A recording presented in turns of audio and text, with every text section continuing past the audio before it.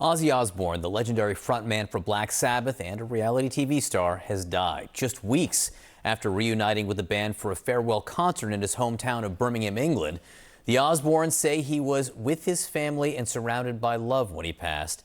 5 years ago, he revealed he had Parkinson's disease. Stephanie Elam has more on Ozzy Osbourne's life and legacy.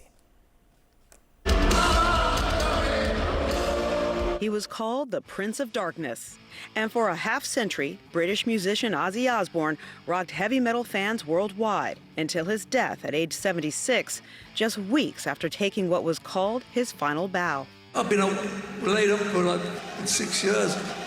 And it's so, you've got no idea how I feel.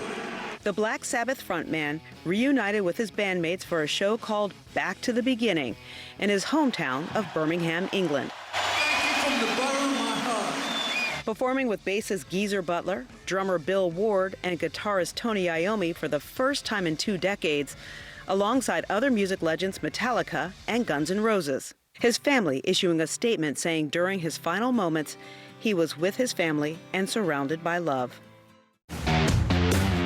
Osbourne's charisma and wildness on and off the stage Had I known it was a real battle, I would never have bitten into it. transcended music and made him a cultural phenomenon. Ozzy Osbourne. Born John Ozzy Osbourne, he left school at 15 and said he found his calling after listening to the Beatles on the radio. I can remember the first time I heard She Loves You. That changed my life because I thought, that's what I want to do. Osbourne became lead vocalist of the band that would become Black Sabbath in 1968 and pioneered a daring, genre-defining new sound. The heavy guitar and riff-based albums Black Sabbath and Paranoid captivated audiences in 1970. As Black Sabbath's fame exploded, so did Osbourne's hell-raising behavior. He was fired from Black Sabbath for drug and alcohol abuse in 1979. Those same issues broke up Osbourne's first marriage and followed him for decades. Have you been tempted to go back to the drug usage? All the time. I mean, when you're a drug addict, you don't stop being a drug addict because you stop taking them. But Sharon Arden, the daughter of Black Sabbath's manager, helped get him back on his feet and encouraged him to go solo. Osbourne's debut single, Crazy Train, got the singer back on the rails. Ozzy and Sharon married in 1982, and Sharon managed his career for the rest of his life. Their love was on full display to an entirely new audience in the 2002 MTV reality series, The Osbournes. Ozzy's dry, at times unintelligible humor and relatable parenting challenges endeared him to millions. And the fly-on-the-wall look at the Osbournes' expletive-laden daily life shot the family to fame. After years of speculation about his health, Osbourne revealed his Parkinson's disease diagnosis in an interview with Good Morning America in 2020. But Osbourne was committed to making more music, and 3 years later, he won 2 Grammys for his album Patient Number 9, bringing his Grammy total to 5, 3 as a solo artist and 2 with Black Sabbath. In all, Osbourne made over 20 albums and is among the elite group inducted into the Rock and Roll Hall of Fame twice. From Prince of Darkness to reality TV show Dad, Ozzy Osbourne was a man, a myth, and a legend. Our thanks to Stephanie Elam. Now joining me tonight, former Black Flag frontman Henry Rollins, a longtime friend of Ozzy Osbourne's who also spent time with him on the road touring. Henry, you knew Ozzy Osbourne for decades, both as a fan and as a friend, and we are so sorry for your loss tonight. What will you remember most about him? I will remember his honesty and the fact that I'm a kind of a pal of his and also a friend of his. And the man you saw on stage was the guy that you got. He was the same person. He was genuine. And that, to me, besides the immense talent, is his enduring quality.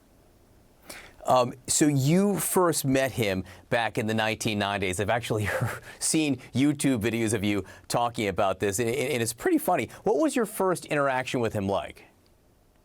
We were in one of those severe athletic backstage environments when you play like the big stadiums, narrow benches, lockers, and we're all just sitting there like, because that's really not our scene. We're a much smaller band. And Ozzy comes barreling into the dressing room area and says, "Which one of you guys is Henry?" I am. And he's like, "My name is Ozzy Osbourne, man. Welcome to the tour. Play the PA as loud as you want, man. Blow it up if you want to. Have a great time." And he just kind of leaves in a trail of cigar smoke. I was like, wow, that was cool. I'll remember that for the rest of my life.